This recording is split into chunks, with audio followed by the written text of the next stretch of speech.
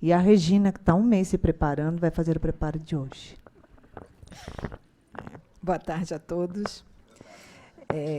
O nosso preparo de hoje é do livro Vida Feliz, de Joana de Ângeles, como sempre, nos trazendo lindas mensagens, né?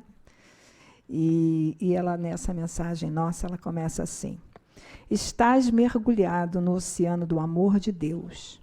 Jamais te encontras sozinho. Deus está em ti e em torno de ti. Descobre-o e deixa-te conduzir por ele com sabedoria. És seu herdeiro, possuidor do universo. Permite que o seu amor te permeie totalmente, comandando a tua vontade e os teus passos, facultando-te crescer com menor ou nenhuma dose de sofrimento. Em Deus tudo encontras, planificando-te completamente. Quando Jesus disse, vós sois deuses, o que ele estava querendo dizer para nós? É exatamente o que Joana está nos explicando. Que se nós temos Deus dentro de nós, nós teremos a força para enfrentar os desafios desse mundo de provas e expiações, principalmente nesse momento da transição planetária, né? Pegando o gancho aqui da Iraci, onde nós precisamos estar cada vez mais unidos a Deus, para que possamos enfrentar todas as nossas dificuldades, todos os nossos desafios, sempre com o amor dele, sempre confiando, sempre tendo fé, sempre pensando naqueles ensinamentos que o Mestre, nosso modelo, trouxe para nós. Porque assim, quando nós temos fé, quando nós confiamos em todos os mandamentos divinos, em todas as leis divinas, buscando compreendê-las. E aí eu entro que para compreendê-las, muita ajuda são os cursos da casa, né? Nós temos muita ajuda, porque quando a gente tem o conhecimento, a gente tem mais facilidade de usar essa arma poderosa para nós entendermos por que estamos aqui, para que aqui viemos e para onde iremos, de acordo com o nosso livre-arbítrio e de acordo com o nosso comportamento.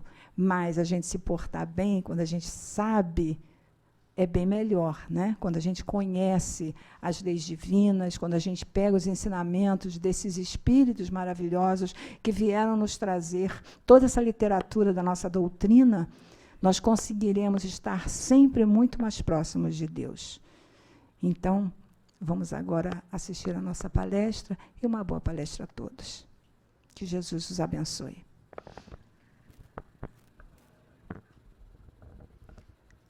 Jesus, amorável Mestre, amigo, que nos abençoa nesta tarde e nos envolve em seu amor, lhe pedimos que serene os nossos corações, para que possamos compreender os ensinamentos que serão trazidos pelo nosso amigo, pelo trabalhador da casa, Luiz Mário, e que serão inspirados pela nossa mentora, Joana de Ângeles. Abre a nossa mente e os nossos corações nessa tarde, graças a Deus.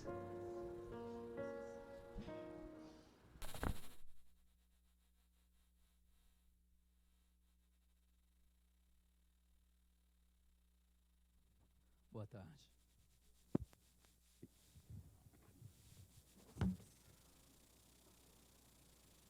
Oi, foi. Desliga para mim.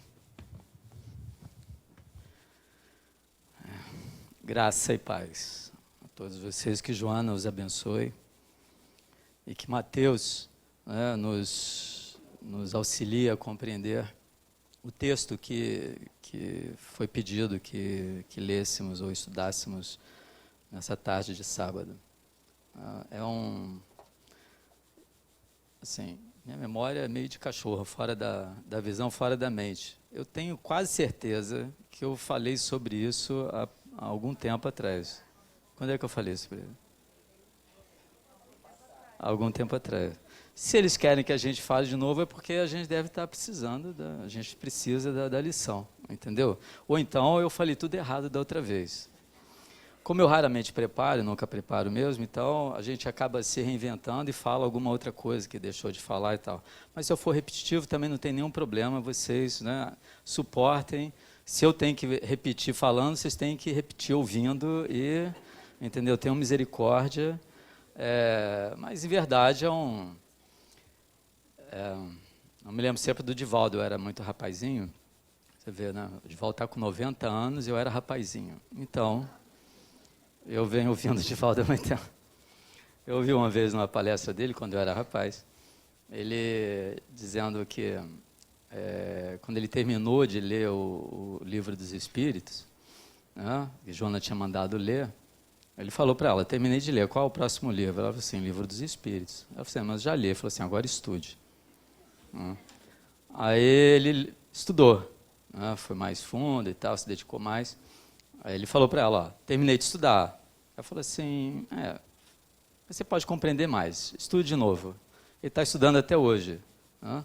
Então, existem textos que a gente deve visitar sempre. Esses textos dos 4 evangelhos, né, dos 27 livros do cânon cristão, e sobretudo os 4 evangelhos, eles são textos que devem ser lidos todos os dias. Todos os dias. Mateus tem 28 capítulos. Se você ler um capítulo de Mateus todo dia, em um mês você leu, né, Mateus inteiro. Né, fevereiro, 28 dias. Né, se for o ano bissexto, já começa Marcos. Né, então, o fato é que Marcos são só 16 capítulos. Né, em 2 semanas você leu Marcos, se você ler um capítulo, né, por noite ou por dia. Na verdade, a gente tem que ler sempre. Né, esses textos se tornam parte de nós mesmos. E é uma coisa impressionante quando você tem intimidade com os textos dos evangelhos, com o cânon cristão, e você precisa de um auxílio, uma ajuda, você ora e abre, vem lá a resposta para você. E você associa as ideias, as coisas. Ou então, como diante de situações do cotidiano, as mais triviais, nas circunstâncias do dia a dia, sempre surge, diante das demandas da nossa existência, uma palavra de Jesus, uma orientação de Pedro, e aquilo te referencia, dá um sentido para o que está acontecendo, e você se lembra de ser cristão também, sempre, diante daquela situação. Porque a gente esquece, né? A gente é cristão espírita em alguns momentos, em outros a gente é mundano, em outros momentos a gente é... Mas não existe isso. A gente tem que integrar, né, toda a nossa condição psíquica àquilo que buscamos essencialmente. Como nós somos teístas, acreditamos em Deus, somos, portanto, espiritualistas, cristãos, espíritas, porque antes de ser espírita você é o quê? Você é cristão. O cristianismo existe há muitos séculos, e é um fato que, apesar do espiritismo estar disseminado em todas as culturas do mundo, em senso amplo, tá? Não no senso estrito, antes de você ser espírita, você é o quê? É cristão espírita, da escola, né, reencarnacionista do cristianismo. Aliás, nós somos a única escola cristã reencarnacionista hoje, né, aberta a esse entendimento em todo o mundo. Se você for em qualquer região do planeta, você vai encontrar um Cristo, mesmo um católico, às vezes é reencarnacionista, né, mas ele é o quê? Cara, não é a posição oficial da igreja a reencarnação, ok? Eles não vão impedir você de acreditar no que você quiser, mas não é a posição. Se você for falar com o Papa Francisco, ele vai coçar a cabeça, vai enrolar, mas porque não é a posição da igreja. Mas a nossa escola cristã é o que é? É reencarnacionista.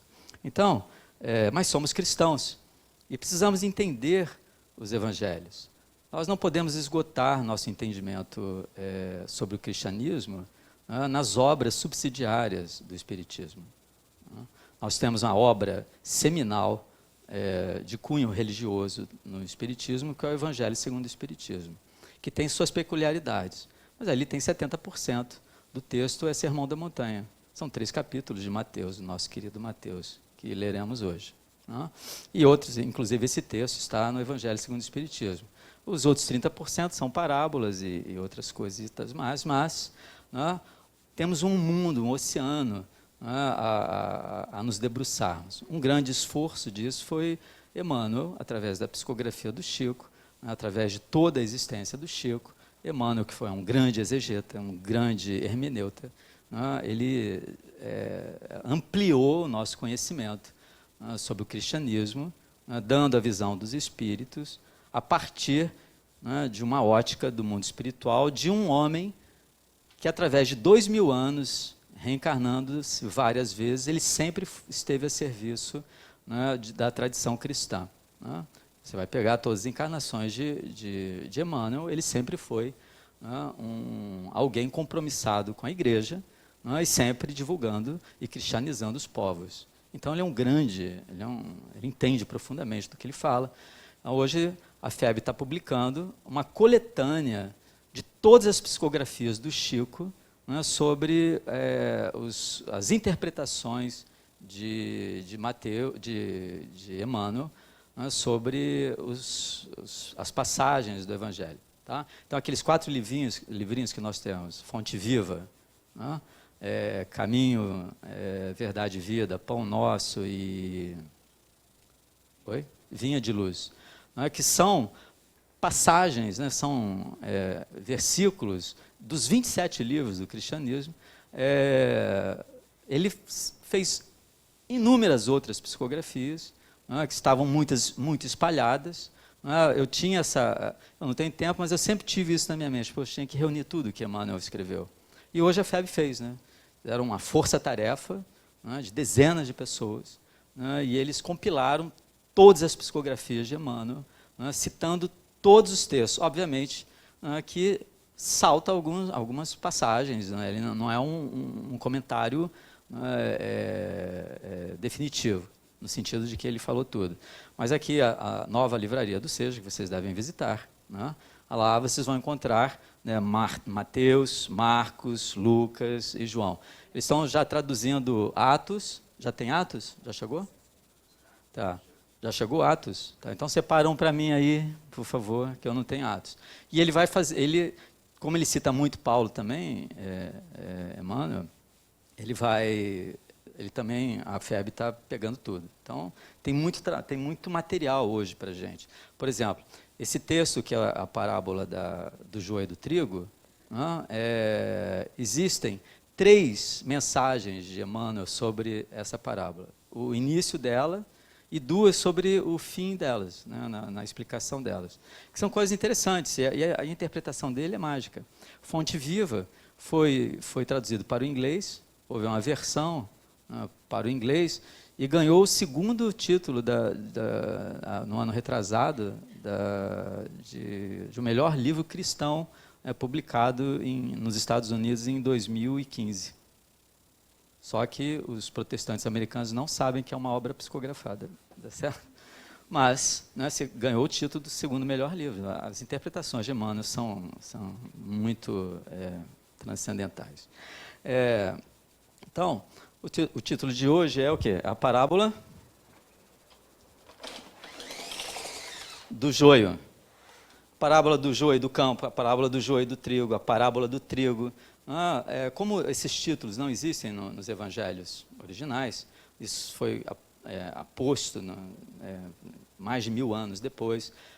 Também eles não discriminavam os textos por versículos, nem por capítulos. Só na época, um pouquinho antes da invenção da imprensa, é que eles dividiram os textos cristãos, os 27 livros, em capítulos. Quando Gutenberg inventou a imprensa e foram editar a primeira Bíblia, para facilitar a leitura, eles dividiram tudo em quê? Em versículos. E desde então isso melhorou um pouquinho naquele século e isso se tornou definitivo. Então é um trabalho maravilhoso. Então, essa parábola né, do joio e do trigo, a gente encontra no capítulo 13, cadê o negócio aqui?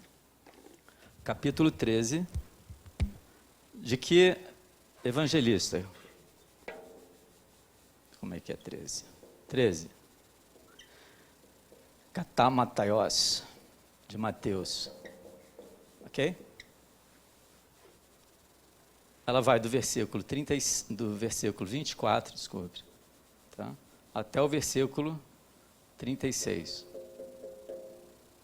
Depois, ele vai explicar a parábola, mas isso é um assunto meio controverso para a gente. Essa parábola, você pode ler, achar linda, assim, esteticamente, mas o fato é que ela é muito difícil, pelas implicações que ela traz.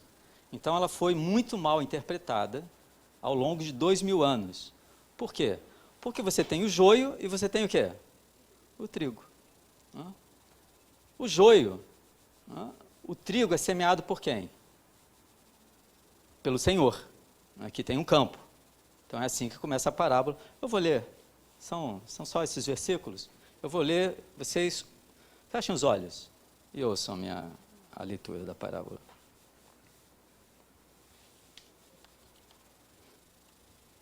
A gente podia fazer aquele barulhinho, né? Mas não vou fazer não, senão vocês vão ficar assustados. Outra parábola lhes propôs, dizendo: o reino dos céus é semelhante a um homem que semeou boa semente no seu campo. Mas enquanto os homens dormiam, veio o inimigo dele, semeou o joio no meio do trigo e retirou-se. E quando a erva cresceu e produziu fruto, apareceu também o joio. Então, vindo os servos do dono da casa, lhe disseram: Senhor, não semeaste boa semente no teu campo? De onde vem, pois, o joio? Ele, porém, lhes respondeu: um inimigo fez isso. Mas os servos lhe perguntaram: queres que vamos e arranquemos o joio? Não, replicou ele, para que ao separar o joio, não arranqueis também com ele o trigo. Deixai-os crescer juntos até a colheita, e no tempo da colheita direi aos ceifeiros: ajuntai primeiro o joio, atai-o em feixes para ser queimado, mas o trigo recolhei-o no meu celeiro. Uau! Pegaram? Bonito? Entenderam tudo? Então, podemos ir para casa. Se você entender essa parábola, você vai entender algo absolutamente substancial sobre o que nós estamos fazendo aqui no mundo. Por quê? Como muitos cristãos, qual é a dificuldade aqui? Imaginem, você está na Palestina há 2000 anos atrás. É uma parábola agrícola. Jesus lidava com aldeões, com pessoas do campo. Então, ele deveria falar coisas que as pessoas pudessem entender, certo? Existia esse problema na época. Tanto é que historiadores romanos, existem documentos romanos que mostram que havia leis severas para pessoas que sabotavam o campo dos outros, semeavam ervas daninhas nos campos dos outros. Então, isso é histórico. Jesus está se utilizando de uma realidade que aquelas pessoas viviam para explicar alguma coisa sobre o quê? Qual é o objetivo dele? É sobre o quê? Ele está falando sobre o quê nessa parábola? Isso é muito importante. É o reino dos céus, certo? O reino dos céus, tá? O moiote, né? Se assemelha. Interessante, se você conhece um pouco do grego, né? Em muitas outras parábolas, ele usa esse verbo grego, né? Assemelhar-se, ou algumas pessoas vão trazer como comparar, né? Para designar o quê? O reino dos céus. Só que, neste caso, Jesus vai usar a palavra, esse verbo, num tempo grego que nós chamamos de aoristo. Já ouviram falar desse tempo? Passado, presente, futuro do presente, futuro do pretérito, pretérito mais que perfeito, não é verdade? A gente tem vários tempos e modos. Então, tem um tempo em grego que não existe mais, que faz parte da mentalidade do grego, que é um tempo verbal chamado aoristo. Normalmente a gente coloca no passado, porque não existe esse tempo para a gente. Mas isso é muito significativo, porque Jesus abre a parábola, falando da parábola, com esse verbo, nesse tempo, tá? Segundo Mateus. Então, o que é o aoristo? Aoristo é algo que está presente, que já aconteceu, né? E que continua acontecendo. Esquisito, né? Ok? É algo que você pode dizer que veio do passado, mas sempre foi presente e sempre estará ali no futuro. Entenderam o que é isso? Quando você pensa nesse tempo, né, do verbo nesse tempo grego, o que Jesus está dizendo? Que o reino dos céus sempre existiu, existe e existirá. Que o reino dos céus, seja qual for a forma como você vai indicá-lo, você tem que entender que ele é algo que está no tempo ou fora do tempo.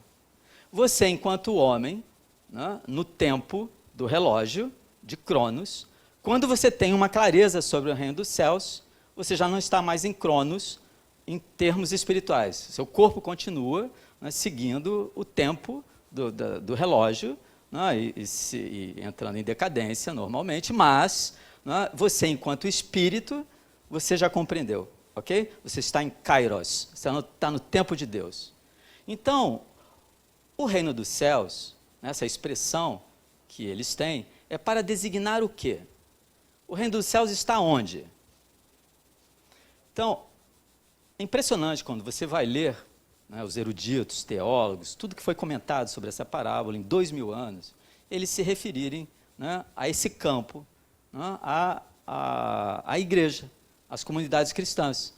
E que dentro de um centro espírita existem pessoas boas e pessoas más. E eles vão interpretar as coisas assim: bom, você tem que tolerar o cara mau, entendeu? E aturar o cara e tal. Então, muita gente faz crítica a essa parábola, por isso ela é difícil. Porque se você entendê-la dessa maneira, né, você, né, está, né, reconhecendo que existe o mal, né, que existe algum problema ali, mas você não faz nada para resolver. Qual foi a ordem do senhor do campo? O que ele disse? Quando os empregados, os seus servos, seus dulos, quiseram arrancar o joio, o que ele falou? Não, desde que eles cresçam juntos. Então, a gente tem que entender por que ele fala essas coisas. Então, capítulo 13 de Mateus é o terceiro grande discurso de Jesus. Se vocês começarem a se afeiçoar aos evangelhos, qual é o primeiro grande discurso de Jesus em Mateus? Sermão da Montanha. Qual é o segundo grande discurso de Jesus em Mateus? Quando ele envia os seus discípulos para pregar.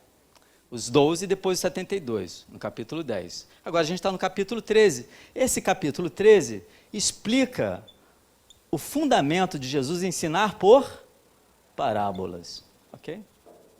Então, qual a primeira parábola que aparece aqui? Tá? A gente vai ver que de 1 a 9, ele vai falar sobre a parábola de quem?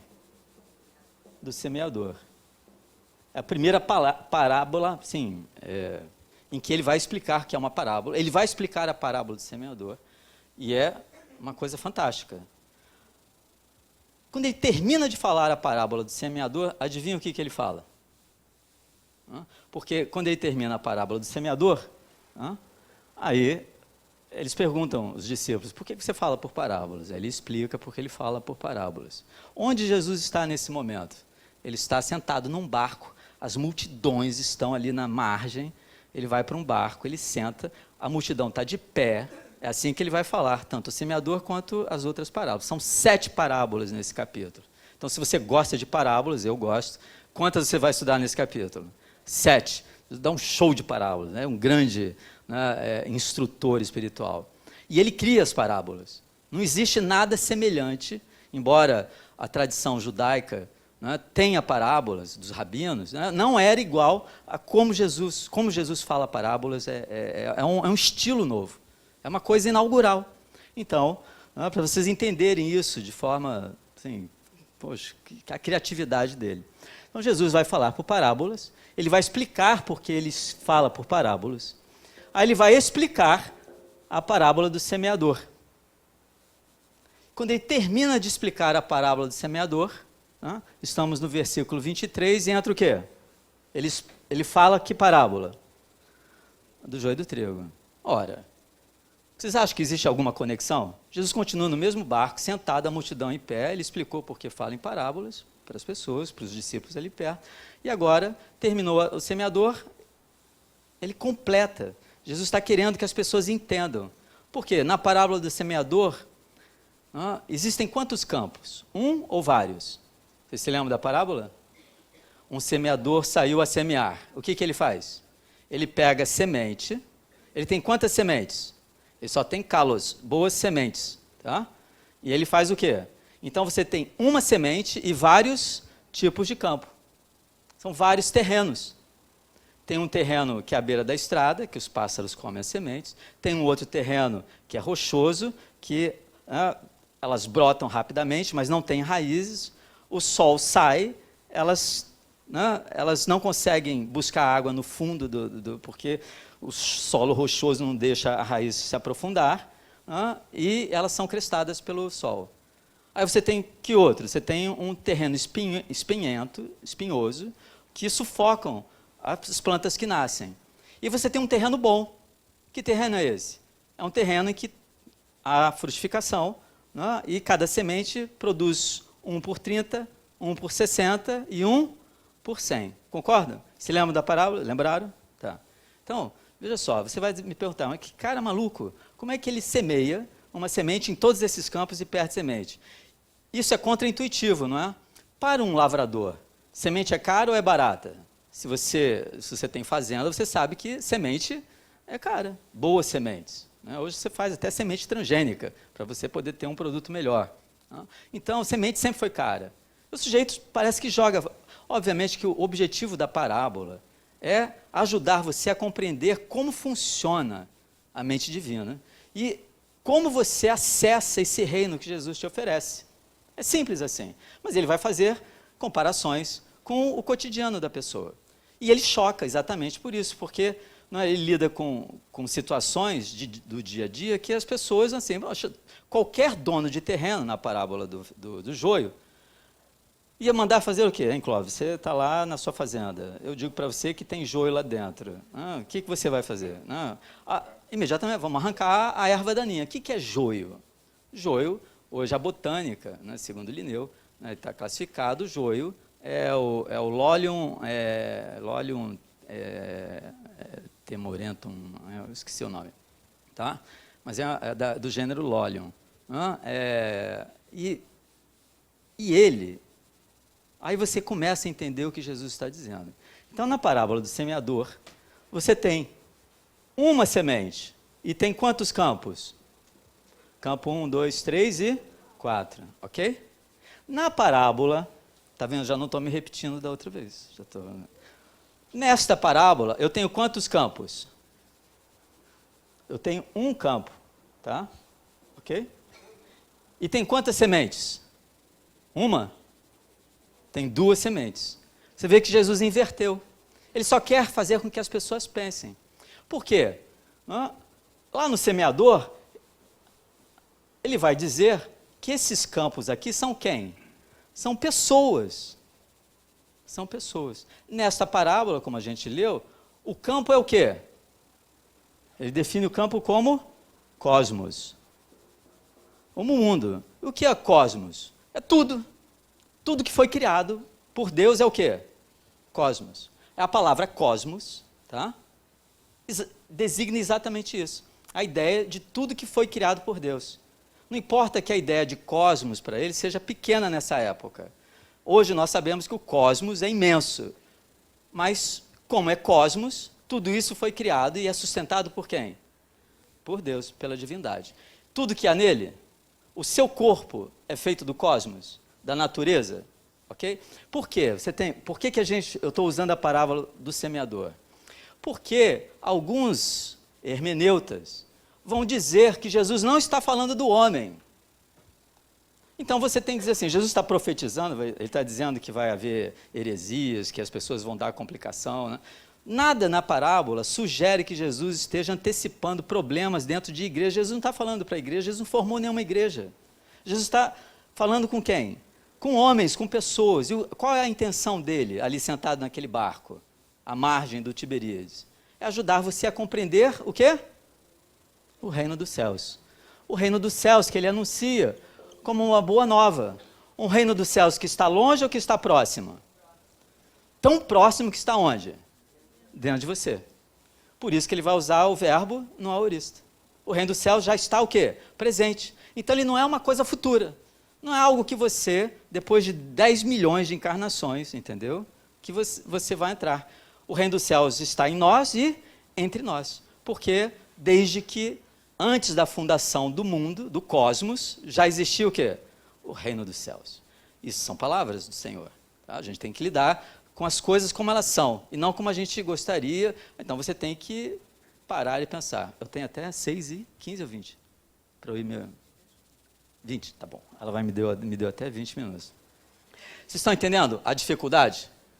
Porque muitos hermeneutas ao longo... Hermeneuta é uma pessoa que explica, que interpreta, certo?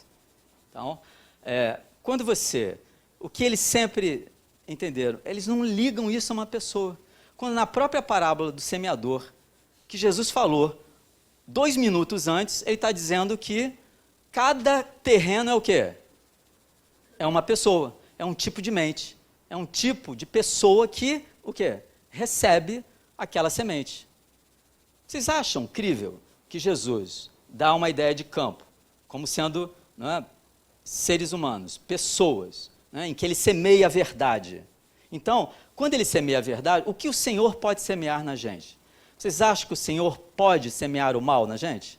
É por isso que na parábola do semeador nós temos vários terrenos para quantas sementes?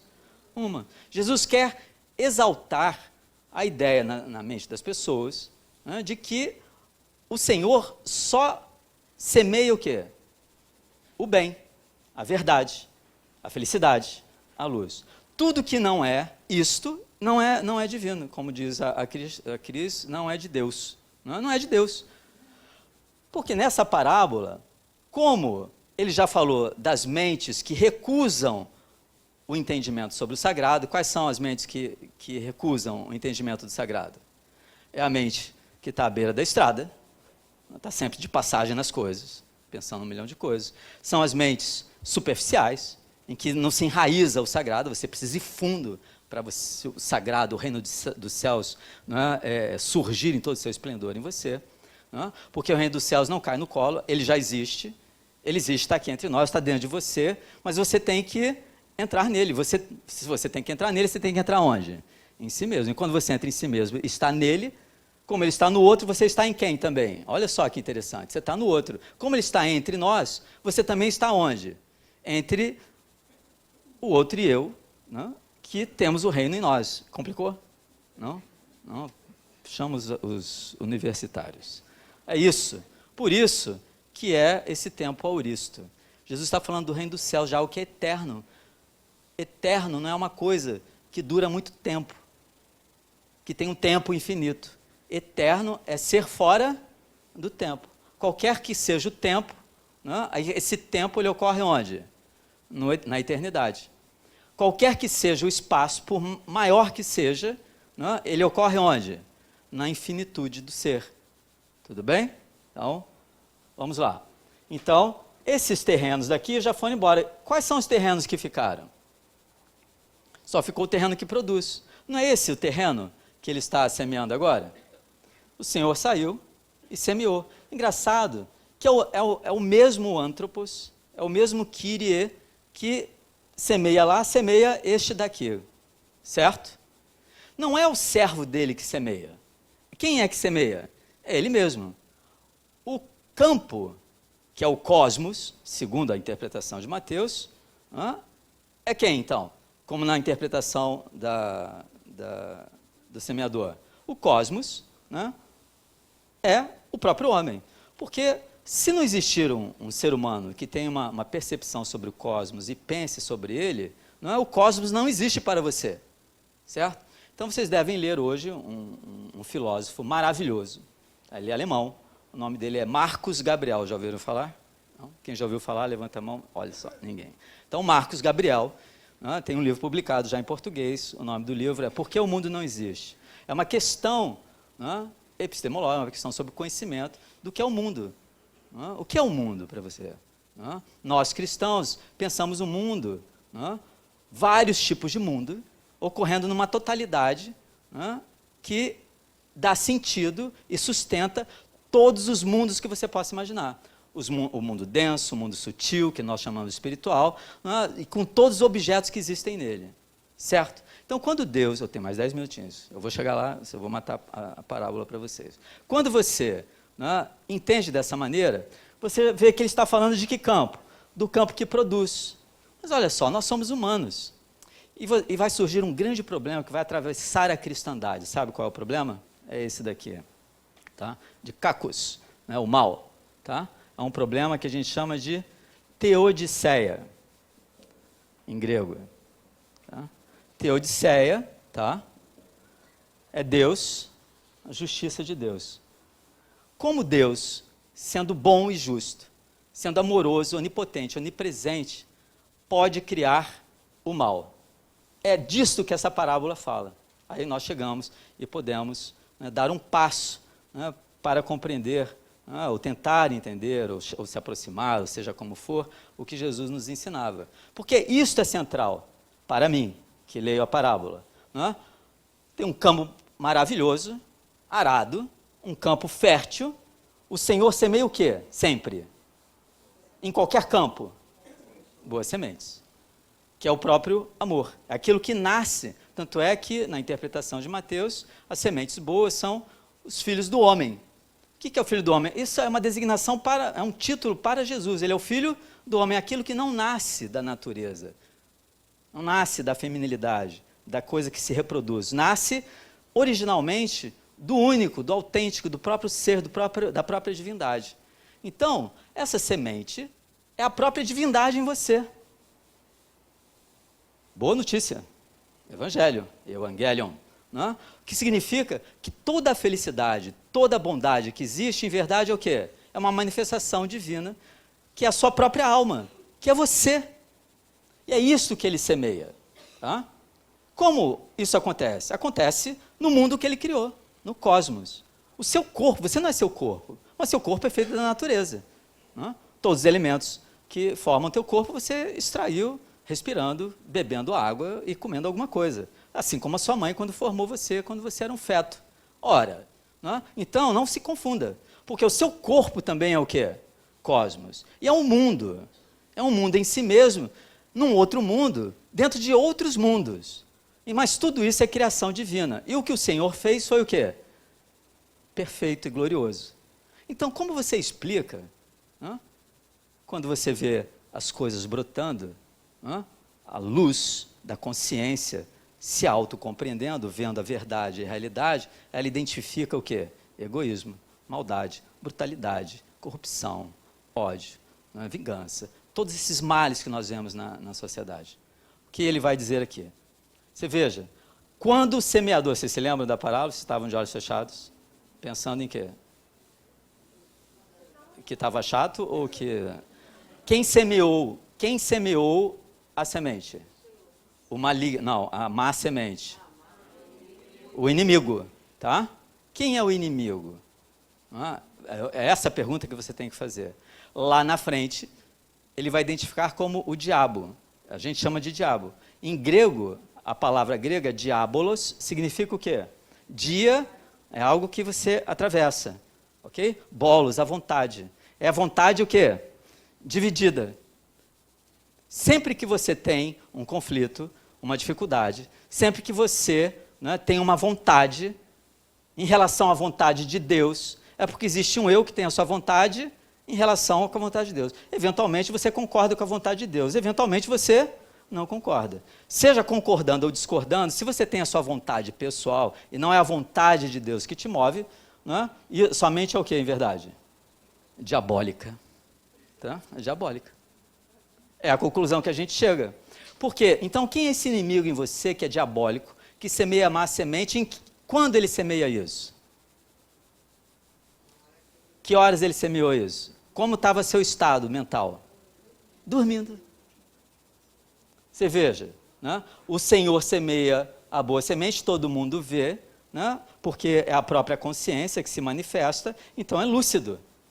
Mas quando você dorme, no sono da ignorância, da noite, né, das suas trevas mentais, onde você não percebe aquilo que você é, surge algo que não é divino, surge algo que é uma produção sua. Eu pensei isso, eu desejei isso, eu quis aquilo outro. Por isso que Mateus vai dizer que quem semeia é quem? O diabo. É uma vontade que se opõe à vontade divina, um adversário, um Satã em hebraico. Só que significa isso, não é antropomórfico isso. Então, veja só, todo o mal que existe no mundo, portanto, é criação divina? Podemos imputar a Deus? Esse mal existe onde? Numa mente que é humana e que deseja coisas contrárias às coisas. Um animal pode ir contra a natureza de Deus? Não, porque ele não raciocina. Mas eu penso, eu posso fazer o quê? Eu posso, usando o meu livre-arbítrio, a minha razão, fazer as coisas do meu jeito, e não do jeito transcendental do Senhor. Sempre que isso acontece, o inimigo, no meu sono, no meu entorpecimento mental, psíquico e consciencial, semeou essa discórdia, essa separação. Compreenderam isso? Foi. Então, a gente pode sustentar perfeitamente nesse texto que o campo, que é uma manifestação do mundo, porque Jesus diz isso claramente, é a manifestação da mente do homem e da presença de Deus em tudo. Tudo que é bom, luminoso, amoroso é divino. Tudo aquilo que não é isto é o quê? É produto seu, é humano. E isto cresce em você. Aí é que vem o nosso interesse. Quando o reino, como você é um ser consciente, o seu cachorrinho que está lá na sua casa, algum dia ele vai compreender que o reino dos céus está dentro dele? Não, em verdade, seu cão, ele já vive no paraíso. O problema é que ele não sabe sobre isso, certo? Porque ele nem sabe que vai morrer, olha só, ele não tem muitos problemas. Mas eu, como humano, eu penso sobre a minha própria morte, sobre a minha própria existência, a existência do mundo e como eu me relaciono com todas essas coisas, certo? Eu vejo muitas coisas ruins por aí e vejo coisas fantásticas. E fica a pergunta, a grande pergunta, não é? Como Deus permite o mal? Então, o que o Senhor do campo de trigo sugere aos seus servos que querem lá arrancar o mal, a ignorância, imediatamente? Aí você tem que entender um pouquinho do que Jesus está falando. Por quê? Quando você tem eu vou concluir, tá? Fica tranquilo.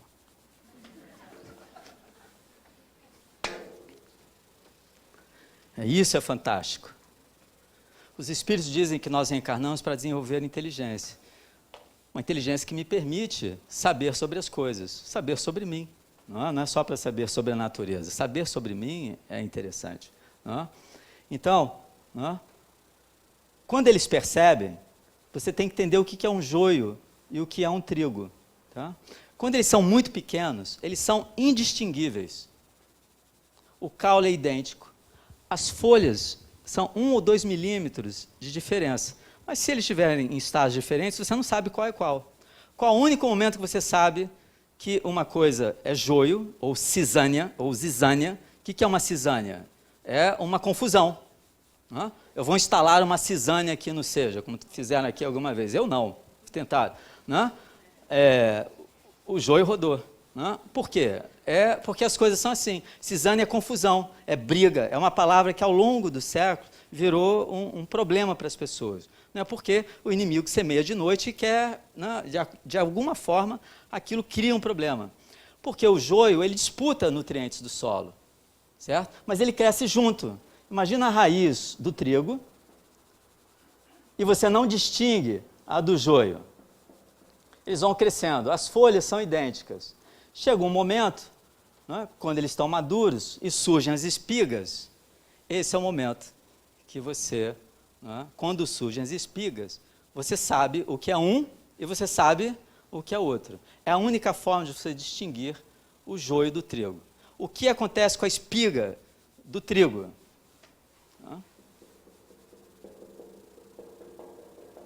Ela aponta para cima, mais ou menos 1 metro, 1,5 metro alcança o trigo, que foi a primeira planta que nós domesticamos há 14 mil anos atrás. O que acontece com a espiga do joio? Ela dobra para baixo. O trigo aponta o seu rumo para o céu. Jesus ele vai gravar isso fundo na mente das pessoas. O trigo é a boa semente, porque ele leva você para o céu. E o joio, ele faz você vergar de volta para a terra. Ok? Então você distingue. Eles querem tirar. Eu falo assim, não, agora deixa. Por quê? Para elas terem atingido esse ponto, para eles discernirem o que é uma coisa e outra, o que está acontecendo com as raízes? Elas se entrelaçaram. Se eu arrancar o joio, eu arranco junto o quê? O trigo. Mas o que já aconteceu comigo? Eu não tenho mais problema com isso. Porque eu vivo num mundo natural, num mundo dual, onde coisas estão acontecendo. Eu sou herdeiro de primatas.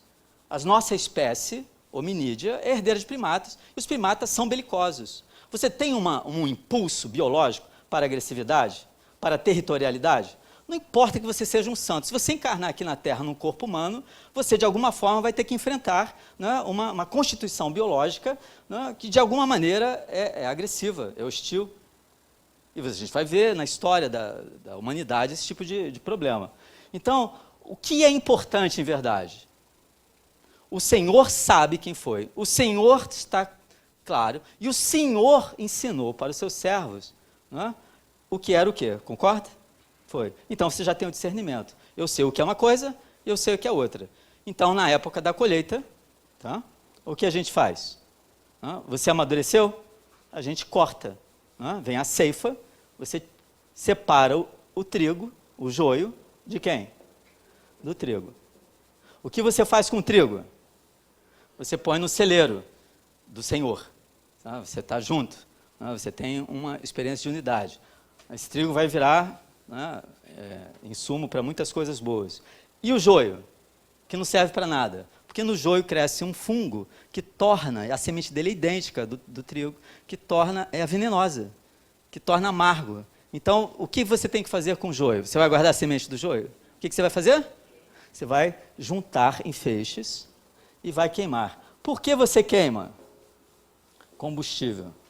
Toda a energia, tudo que você investiu na sua vida, que foi o mal em você, né, que de alguma forma conduziu você, né, para um conhecimento, um discernimento entre o que é divino em você e o que não é divino, né, quando vem a ceifa, resta em você apenas o quê?